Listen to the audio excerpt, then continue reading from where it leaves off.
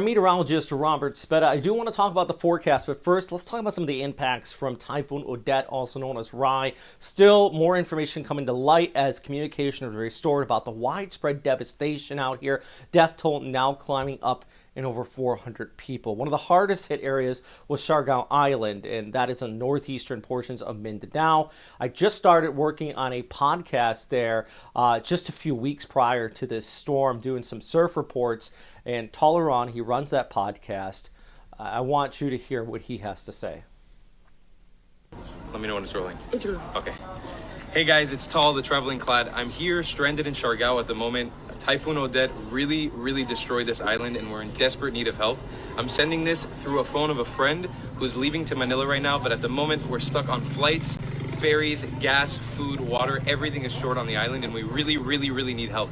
Please send money to whatever outlets of people are donating or sending money to Siargao at the moment. It is really important, and please send help as fast as you can to the island of Siargao. Thank you so much. I'll reconnect with all of you as soon as possible. So, to say the least, a rather serious situation going on there. And I'll put links down below. I'll put one link to the GoFundMe page I donated to. It looks like one of those that they have a very detailed plan about where the money's going. And it just kind of leads to some validity as to they're going to be doing the best they can to help out people there on that specific island. But the entire, of course, the Philippines, you know, they need relief, but they also need relief from the weather. And you have the remnants of Rai bringing some messy weather back towards Okinawa. Not typhoon, just rain and a little bit of wind.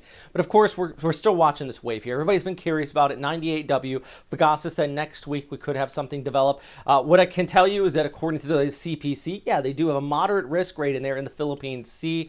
And the model outlooks, yeah, there is something there. This is the GFS showing into the mid to latter part of next week, trying to pop up something on the SpaghettiOs, but the ECMWF has nothing at all there. So and plus the confidence is really just all over the place. I really wouldn't be too concerned at this point. I would not panic, but definitely continue to monitor that situation there with all of that convection just towards the south of Guam, because there is convection there. So we're probably not going to see a typhoon out of this, just based on everything I'm seeing right now. What we could see is, you know, a low pressure area bringing rainfall to some of these areas that do not need more rain. I mean, even if we just have a tropical wave, that's to where I just showed you that video, that's where you're going to be seeing the increased rain showers. Now, yeah, a lot of people, their homes are damaged, roofs are missing. Any of this convection coming on shore is going to be problematic, to say the least. Now, what I do anticipate happening is, of course, this convection is going to drift towards the west, but on the backside of Typhoon Rai, we're actually going to see a bit of a cold surge plunge in out of northeastern China and bring some blustery conditions across Luzon, and also increase, maybe even set up a bit of a shear line as we go ahead through the weekend and next part of next week. Now watch that. There goes Rai. Now look at that. Kaboom. Just spilling in. Behind it is our next cold surge, and a leading edge of that, this is by Sunday.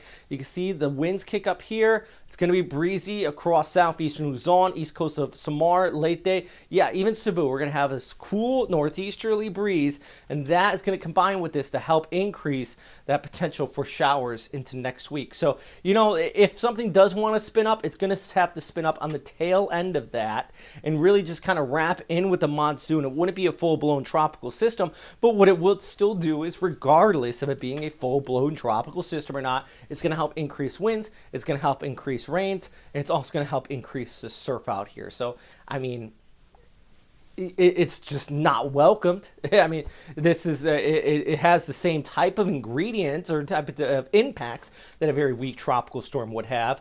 It's just probably not going to be a tropical storm, to say the least, just because of that cold surge impacts. But Cebu, 28 showers out there today. Really, that convection pushing across Mindanao. You're going to be still looking at that rainfall. Same over towards Tacloban as well. This is very important right now. I know the rain in the local forecast. You might be asking why I'm sweeping over these areas. Typically do, but also we have plenty of people out here in southern Leyte, over towards Siargao, of course back towards Iloilo, Bohol, Cebu.